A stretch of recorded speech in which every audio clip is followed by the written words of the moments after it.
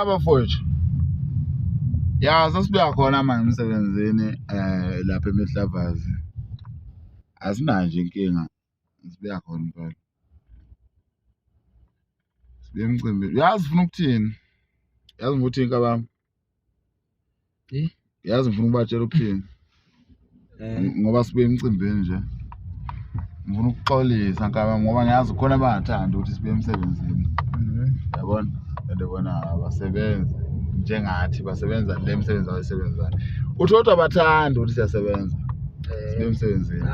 So ngithi asixolise, hey kabami. Ngiveze isixolise. Ngithi asixolise mfowethu sibuye emsebenzini. Hayi ngiveze isixolise la. Simoshile, simoshile sibuye emsebenzini. Bafethu simoshile siyaxolisa bafethu sesibuya khona. Ya. Ngibonakala. Hayi Usek. Awu hey.